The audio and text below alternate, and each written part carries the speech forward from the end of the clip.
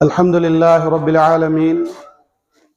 اللهم صل على محمد وعلى آل محمد كما صليت على إبراهيم وعلى آل إبراهيم إنك حميد مجيد.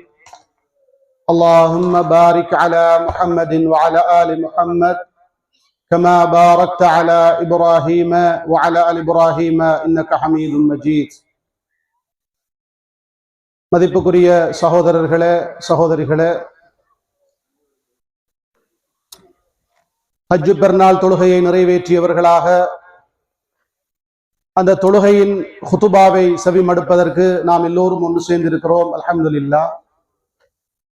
இந்த சந்தர்ப்பத்திலே சில முக்கியமான தகவல்களை எனக்கும் உங்களுக்கும் நான் ஞாபகப்படுத்தலாம் என்று விரும்புகின்றேன். அன்புக்குரிய சகோதர சகோதரிகளே,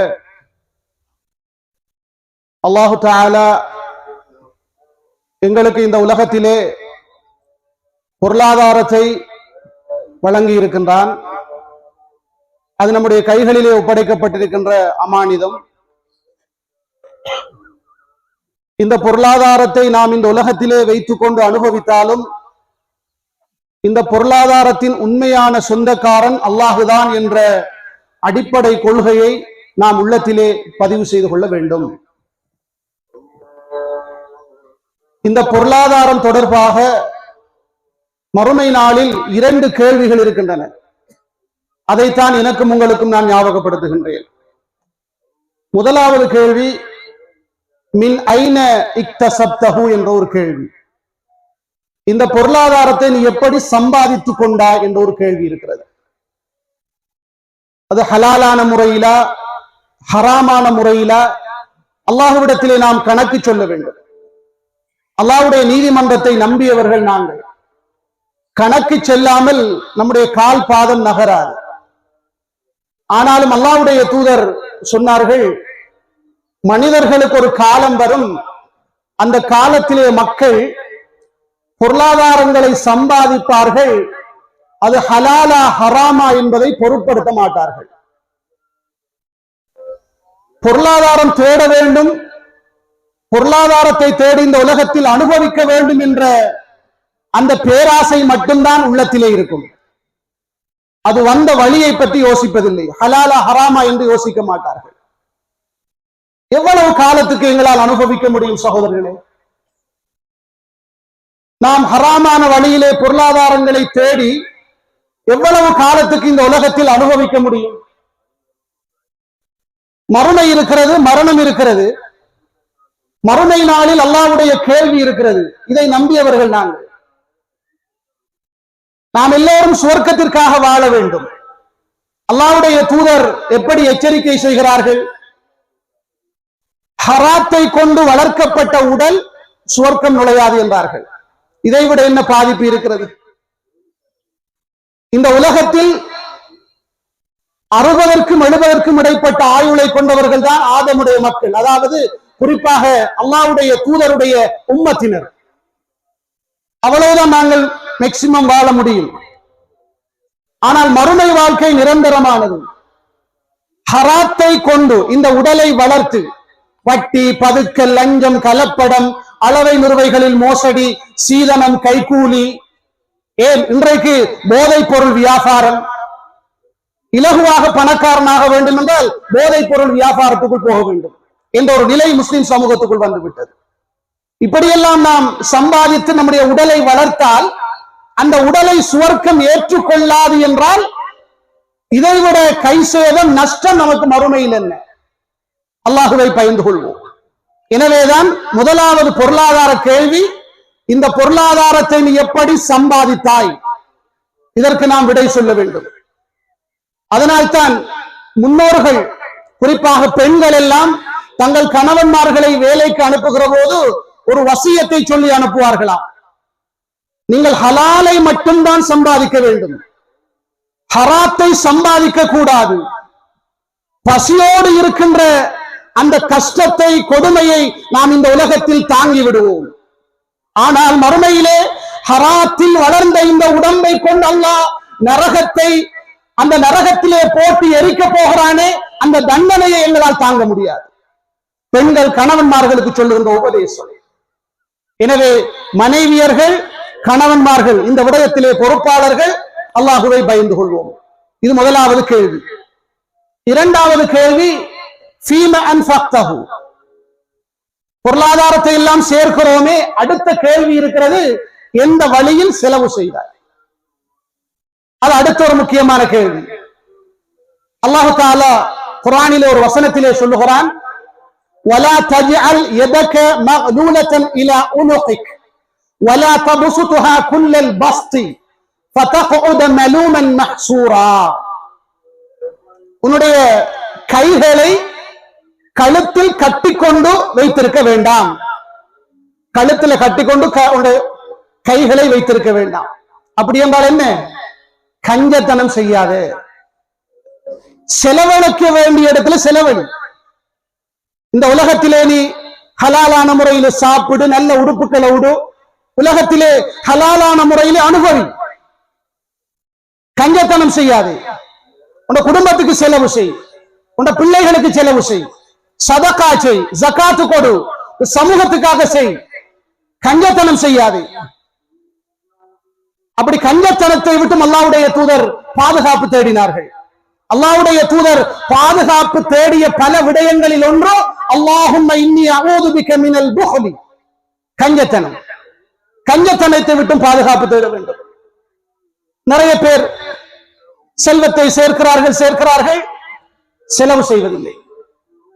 தேவைக்கும் செலவு செய்வதில்லை, சமூகத்துக்கும் செலவு செய்வதில்லை, அனுபவிப்பதும் இல்லை. வைத்துவிட்டு மௌத்தாகுவார்கள். பிள்ளைகள் சண்டை பிடிப்பார்கள் அந்த சொத்தை பங்கு வைப்பதற்கு.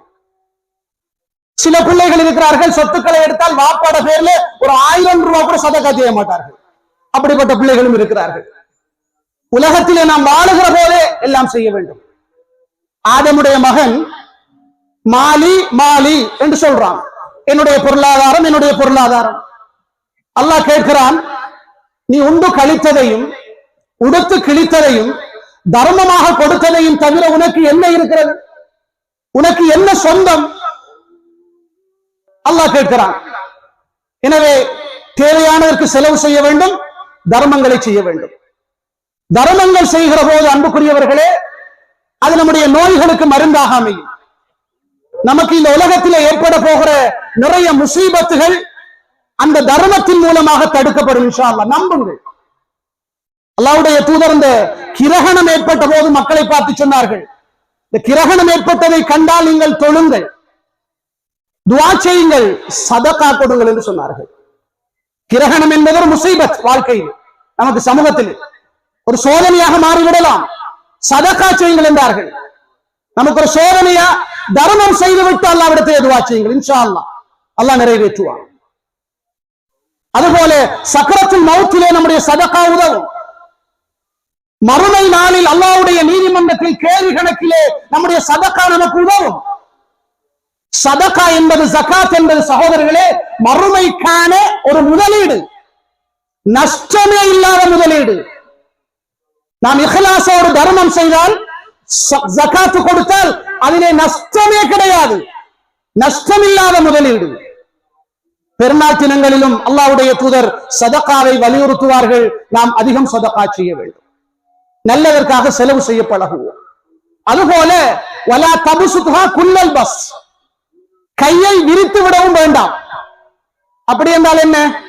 வீண்வரையம் செய்யாதீங்க, ஆடம்பரம் செய்யாதீங்க. தாராளமாக வீண்வரையம் செய்கிறோம், ஆடம்பரம் செய்கிறோம். ஒரு நல்ல காரியத்துக்கு செலவு செய்தால் பல தடவை யோசிக்கிறோம். இதான் நம்முடைய ஈமான். ஒரு நல்ல காரியத்துக்கு செலவு செய்வதென்றால் பல தடவை யோசிக்கிறோம். அன்புக்குரிய சகோதரர்களே, குலு வஷ்ரபு வலா துஸ்ரிஃபு, உண்ணுங்கள் பருகுங்கள், வீண்வரையம் செய்யாதீர்கள். சாப்பிடுவது ஹலால், பருகுவது ஹலால். ஒரு ஹலாலான விடயத்தை செய்வதென்றாலும் நீங்கள் வரம்பு வரக்கூடாது, அந்த ஹத்தி என்ற எல்லையை தாண்டக்கூடாது. தாண்டினால் வீண்வரையம். ஹராத்திற்கு அறவே செலவு செய்யக்கூடாது, அதுவும் வீண்வரையம் தான். என்றால் வீண்வரையம் செய்கிறவர்கள் ஷைத்தானுடைய சகோதரர்கள். இன்றைக்கு நம்முடைய சமூகத்திலே எப்படி எல்லாம் வீண்வரையங்கள் நடக்கின்றன. அன்புக்குரிய சகோதரர்களே, உதாரணத்துக்கு சொல்ல போனால் இந்த சபையிலே சொன்னால் பலருக்கு சென்றடையும். இன்றைக்கு நாங்கள் புதிய புதிய நிகழ்வுகளை உருவாக்கி வரையும் செய்து கொண்டிருக்கிறோம். உதாரணத்துக்கு பிறந்த தினம், பர்த்டே. பிறந்த தினம் கொண்டாடுவது இஸ்லாத்தில் அனுமதிக்கப்பட்டதா? அனுமதிக்கப்படவில்லை. ஒன்று, அது புதிதாக உருவான ஒரு காரியம். இரண்டாவது, அது அந்நியர்களுக்கு ஒப்பான காரியம். இன்றைக்கு நாம தொழுகையில கைரில் மக்தூபி அலைஹிம் வலல்லாலின் என்று கேட்கும். என்ன கருத்து? யூதர்களுடைய வழியை காட்டாதே, கிறிஸ்தவர்களுடைய வழியை காட்டாதே. இந்த பிறந்த தினம் கொண்டாடுவது யாருடைய வழிமுறை? யூதர்களுடைய, கிறிஸ்தவர்களுடைய வழிமுறை. தொழுகையில துஆ செய்யற யா அல்லாஹ் யூதர்களை வழியை காட்டாது, கிறிஸ்தவர்களை வழியை காட்டாது. பலஸ்தீன் நாட்டில யூதர்கள் முஸ்லிம்களை தாக்கினால் அவர்களுக்கு எதிராக பேசுவது, ஆனா வாழ்க்கையில யூதர்களுடைய வழிமுறைகளை கடைபிடிப்பது. இது என்ன நியாயம் கேட்கிறேன்? இந்த பிறந்த தினம் கொண்டாடுகிற விடயத்தில் பெண்கள் தான் முன்னுக்கு நிற்கிறார்கள். இது ஒரு ஹராமான ஒரு விடயம். அல்லாஹ்வுடைய தூதருக்கு 7 பிள்ளைகள் இருந்தார்கள். 4 பெண் பிள்ளைகள், 3 ஆண் பிள்ளைகள். ஒரு பிள்ளைக்கு கூட அவர்கள் பிறந்த தினம் கொண்டாடவில்லை. சஹாபாக்கள் பிறந்த தினம் கொண்டாடவில்லை.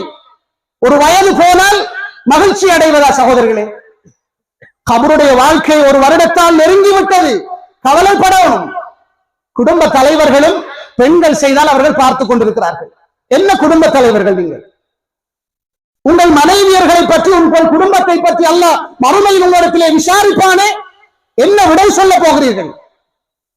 அவர்கள் செய்வதையெல்லாம் கண்டும் காணாமல் போகின்ற குடும்ப தலைவர்களாக நாங்கள் இருக்கக்கூடாது. அந்த ஹராம் எல்லாம் வீட்டிலே இடம்பெறுவதற்கு நாம் இடம் கொடுக்க கூடாது. திருமணத்தை பாருங்கள். இன்றைக்கு சமூகத்திலே திருமண நிகழ்வு பாரமாகிவிட்டது. கசப்பாக இருந்தாலும் ஏற்றுக்கொள்ளத்தான் வேண்டும், கசப்பாக இருந்தாலும் ஏற்றுக்கொள்ளத்தான் வேண்டும். ஒரு திருமணத்தை பேசி அந்த திருமணம் நடப்பதற்கிடையிலே எத்தனை இலட்சம் ரூபாய்கள் வீணாக செலவழிக்கப்படுகின்றன. யோசித்து பாருங்கள். திருமண பேச்சுவார்த்தை, அதற்கு ஒரு பெரிய ஃபங்க்ஷன். அடையாளம் போடுவதற்கு அதுக்கு ஒரு பெரிய ஃபங்க்ஷன். நிச்சயதார்த்தம் செய்வதற்கு அதற்கு ஒரு பெரிய ஃபங்க்ஷன். மருதாணி போடுவதற்கு அதற்கு ஒரு பெரிய ஃபங்க்ஷன். கல்யாணம் அகது நடப்பதற்கு அதுக்கு ஒரு பெரிய ஃபங்க்ஷன். எத்தனை ஃபங்க்ஷன்? அகது என்ற ஒரு விடயம் மட்டும்தான் இஸ்லாத்தில் இருக்கிறது. மகர் இருக்கிறது. திருமணத்துக்கு பிறகு வலிமா இருக்கிறது. வலிமாவுக்கு நாம் வசதிக்கு ஏற்ற அடிப்படையிலே எவ்வளவு செலவு செய்யலாம். ஆனால் ஆரம்பத்திலே பாருங்கள், ஒரு கல்யாணம் பேசின நாள்ல இருந்து எவ்வளவு வீணான செலவுகள். இதை எங்க இருந்து படிச்ச? நாங்க எங்க இருந்து படிச்சு? இந்த சினிமாக்கள், நாடகங்கள் தான் படிச்சது. இந்த சினிமாக்களிலே வருகின்ற திருமண முறைகளை எல்லாம் நம்முடைய திருமணங்களிலே நாங்கள் பின்பற்ற போகிறோமே. அன்புக்குரிய சகோதரர்களே, அல்லாஹ் நம்மை பாதுகாக்க வேண்டும். இது இன்னும் அதிகரித்துக் கொண்டு இருக்கிற சில ஊர்களிலே பார்க்கிறோம். திருமணம் அந்த டேட் பிக்ஸ் பண்றது, நிச்சயதார்த்தம் செய்கிற பங்கன் என்பது கல்யாண பங்கனை விட கிரேண்டா நடக்கின்றது. எவ்வளவு விவரங்கள்! அதற்கென்று நாங்கள் சில வரையறைகளை உருவாக்கி இருக்கிறோம். இத்தனை சாமான்கள் கொண்டு போக வேண்டும், அதை கொண்டு போவதற்கென்று வாடகைக்கு அதற்கு சில பொருட்கள் எடுக்க வேண்டும். இப்படி இதெல்லாம் வீண்வரையும் ஆடம்பரம் இஸ்லாத்திலே கிடையாது. நாங்களாக உருவாக்கி கொண்டிருக்கிறோம். அல்லாஹ் தந்த நியாமத்தை கொஞ்சம் நினைத்து பாருங்கள் சகோதரர்களே. இன்றைக்கு பலஸ்தீனிலே, காசாவிலே நம்முடைய முஸ்லிம் சகோதர சகோதரிகள், சிறுவர்கள் ஒருவேளை உணவுக்கு வழி இல்லாமல் கஷ்டப்படுகிறார்கள். அவர்களுடைய வாழ்க்கையிலே மறு ஆடை இல்லாமல் கஷ்டப்படுகிறார்கள். தங்குவதற்கு இடம் இல்லாமல் கஷ்டப்படுகிறார்கள். கண்ணூடாக பார்க்கிறோம். அப்படி பார்க்கிற போது நாம் முதலாவது அவர்களுக்கு துஆ செய்யலாம். இரண்டாவது, அல்லாஹ் நமக்கு தந்திருக்கிற இந்த நியாமத்துகளை கொஞ்சம் நான் நினைத்து பார்க்க வேண்டும். நிம்மதியான வீடு, வசதியான வாழ்க்கை, நமக்கு விருப்பமான உணவுகள், விருப்பமான ஆடைகள், விருப்பமான வாகனம். இன்றைக்கு நாம் எவ்வளவு சந்தோஷமாக இருக்கிறோம். அப்படி இருக்கின்ற போது இது அல்லாஹ் தந்த நியாமத் என்பதை நாம் மறந்து விடுகிறோமே சகோதரர்களே. எனவேதான் இன்றைக்கு இந்த பிறந்த தின பங்கன், திருமண பங்கன் என்று சொல்லி வருகின்ற அனாச்சாரங்கள், இவைகள் அனைத்தும் அந்நிய மதங்களிலே இருந்து காப்பி எடுக்கப்பட்டது, கொப்பி எடுக்கப்பட்டது, அப்படியே எடுக்கப்பட்டவைகள். மன் தஷப்பஹ பிகௌமின் ஃபஹுவ மின்ஹு. எவன் ஒரு கூட்டத்துக்கு ஒப்பாகிறானோ அவன் அந்த கூட்டத்தை சேர்ந்தவன். அல்லாஹ் நம்மை பாதுகாக்க வேண்டும். எனவேதான் அல்லாஹ் நமக்கு தந்த பொருளாதாரத்திலே நமக்கு கேட்கிற இரண்டாவது கேள்வி, எப்படி செலவு செய்தாய், எந்த வழியில் செலவு செய்தாய்? இந்த ரெண்டு விடயங்களையும் இன்றைய குத்துபாவிலே முக்கியமான மெசேஜாக உங்களுக்கு தருகின்றோம். நீங்கள் எப்படி சம்பாதிக்கிறீர்கள், எப்படி செலவு செய்கிறீர்கள். திடீரென்று மௌத்து வரும், அவ்வளவுதான். திடீரென்று மௌத்து வரும். மறுமை இருக்கிறது, மறுமையிலே சுவர்க்கம் இருக்கிறது, நரகம் இருக்கிறது.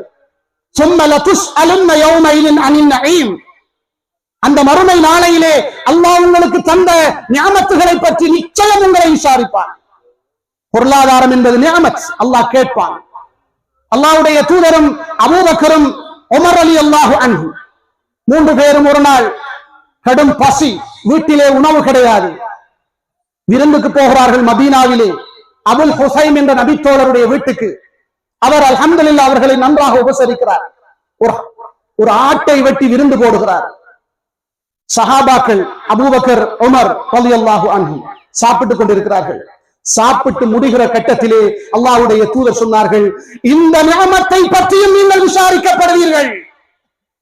நீங்கள் வருகின்ற போது பசியோடு வந்தீர்கள், இன்றைக்கு வயிறார சாப்பிட்டு முடித்திருக்கிறீர்களே, இது ஒரு நிஅமத். இந்த நிஅமத்தை பற்றியும் அல்லாஹ் மறுமையில் விசாரிப்பான். எனவேதான் இந்த செய்திகளை நம்முடைய உள்ளத்திலே நாம் எடுத்துச் செல்ல வேண்டும். அன்புக்குரிய சகோதரர்களே, மறுமையிலே அல்லாஹ்வுடைய கேள்வி கணக்கு இருக்கிறது என்ற அந்த பயம் நமக்கு அடிக்கடி வர வேண்டும். அந்த சிந்தனையோடு நாம் வாழ வேண்டும். எனவே நம்முடைய பொருளாதார வாழ்க்கையை நாம் சீர்படுத்திக் கொள்வோம். நம்முடைய பொருளாதாரத்திலே ஹராம் கலக்காமல், நம்முடைய பொருளாதாரத்தை பாதுகாத்துக் கொள்வோம். அல்லாஹு தஆலா அப்படி நாம் வாழ்ந்து மௌத்தாகுவதற்கு நம் அனைவருக்கும் தௌஃபீக் செய்வானாக. ஆமீன் ஆமீன். வ ஆகிரு தஅவானா அனில் ஹம்துலில்லாஹி ரப்பில் ஆலமீன்.